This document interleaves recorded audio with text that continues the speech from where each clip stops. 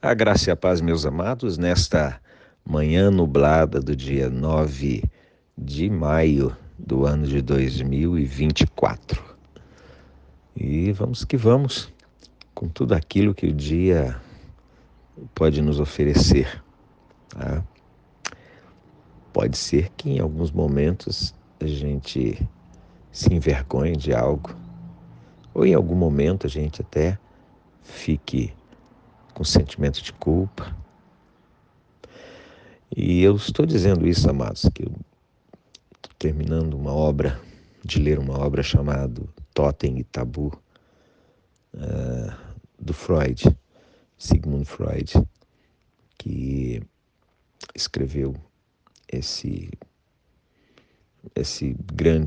grande tratado, analisando os comportamentos, né?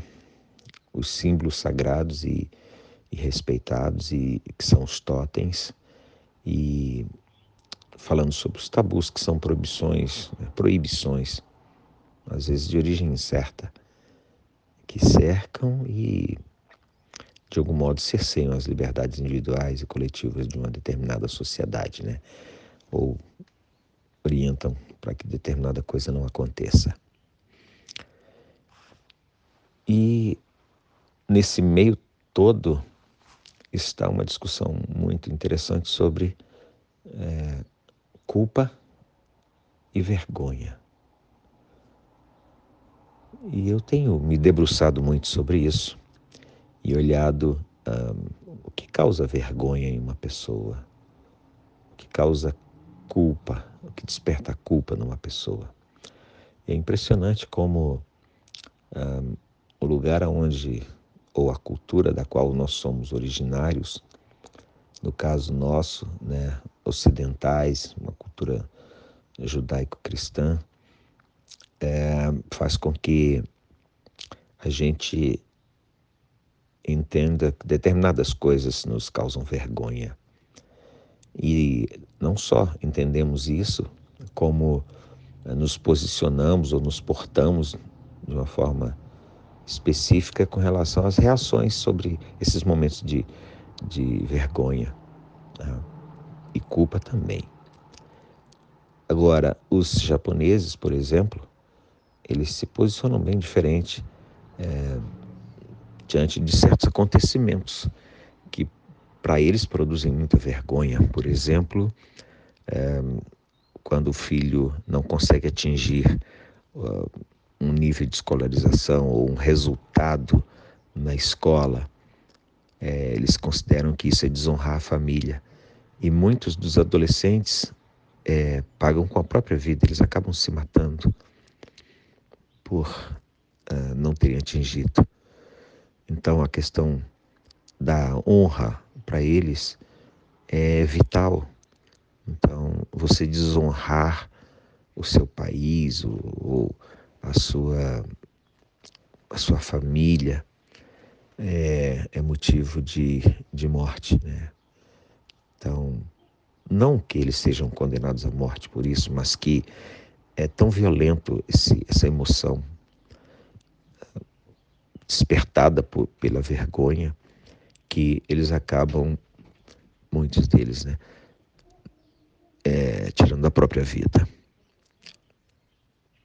E ao longo da história, essa discussão ela está presente em vários momentos, né? Desde lá atrás de Platão, 300 anos antes de Cristo, e antes de Platão também outras pessoas, né? Parmênides, etc. E de várias civilizações já se falava sobre isso, sobre situações de vergonha e de culpa, o que pode, o que não pode, né? E hoje, é claro, esse tema também não saiu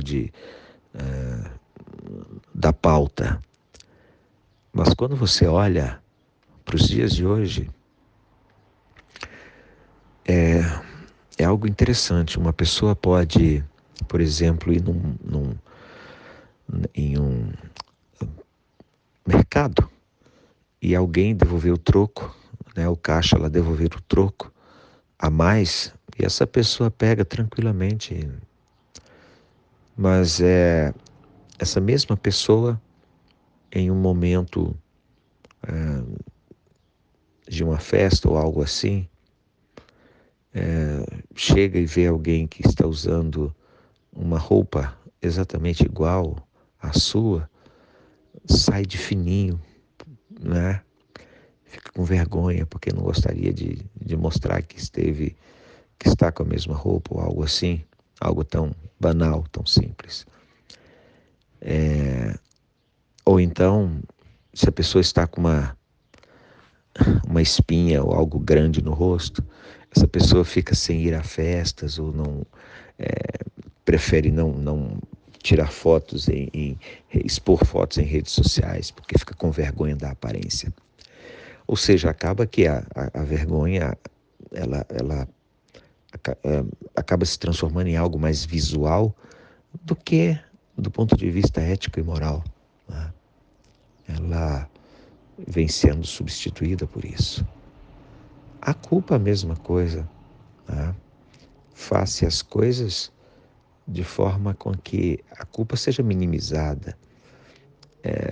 E se coloca uma frase do tipo, eu mereço tal coisa, né? Eu mereço isso, eu mereço uma atenção especial. É como se a gente vivesse e a vida sempre estaria devendo algo para nós. E eu faço algo para que aquela sensação de culpa seja diminuída, né? Enquanto a vida não deve nada para ninguém, né? A partir do momento em que eu peço, que eu atinjo, vamos dizer assim, o entendimento de que, por piores que sejam as coisas que me aconteçam, daquilo ali eu extraio algo. Se eu perco alguém, eu tenho que entender que isso é uma condição natural e que eu não posso contar com as pessoas para a vida toda. Em algum momento elas irão me faltar. E se eu aprendi com isso que a vida me deu, então nós estamos equilibrados. Eu não perdi nada e nem ganhei nada. Está equilibrado. Então esse jogo acaba empatado. E tem um poeta, me foge o nome dele agora, mas ele é mexicano. E ele vira e fala assim, vida, você não me deve nada. Nós estamos quites. Tudo que você me deu, eu absorvi. Então, você não me deve nada. E isso é algo a ser pensado. E quando a gente vai à Bíblia, a gente vê o salmista dizendo, lá no Salmos 32, versos de 1 a seguir, ele diz, como é feliz aquele que tem suas transgressões perdoadas e seus pecados apagados. Como é feliz aquele que o Senhor não atribui culpa e em quem não há hipocrisia. Enquanto eu mantinha escondidos os meus pecados, o meu corpo definhava de tanto gemer, pois dia e noite a tua mão pesava sobre mim.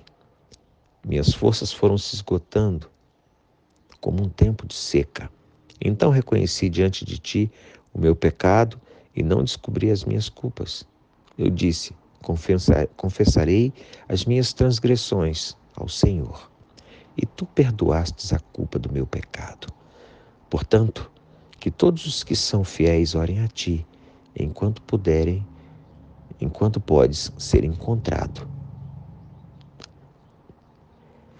E que o dia de hoje, amados, seja um olhar para dentro e ver como é que eu lido com essas questões de culpa e de vergonha. Como é que eu continuo caminhando para frente sem parar para pensar sobre isso, ou eu paro para pensar? Como é que eu me posiciono diante dessas situações? O que me causa vergonha? Eu tenho tido comportamentos que me levam a sentir culpa e olhar para um mundo que dita os meus comportamentos, aquilo em que eu devo sentir culpa ou não, aquilo que me envergonha ou não, que me deve envergonhar. Obrigado, Pai. Obrigado porque o Senhor nos orienta de forma tremenda. O Senhor coloca diante de nós as opções claras, que nos conduzem a uma vida mais equilibrada, a uma vida mais próxima daquilo que chamamos de perfeição. Embora não entendamos muito bem o que seja isso. Obrigado, Deus, porque como um pai carinhoso, o Senhor educa os seus filhos, sempre na direção correta. Essa é a nossa oração de reconhecimento e ao mesmo tempo de agradecimento, sempre no nome poderoso de Jesus. Amém e amém, e vamos nos falando.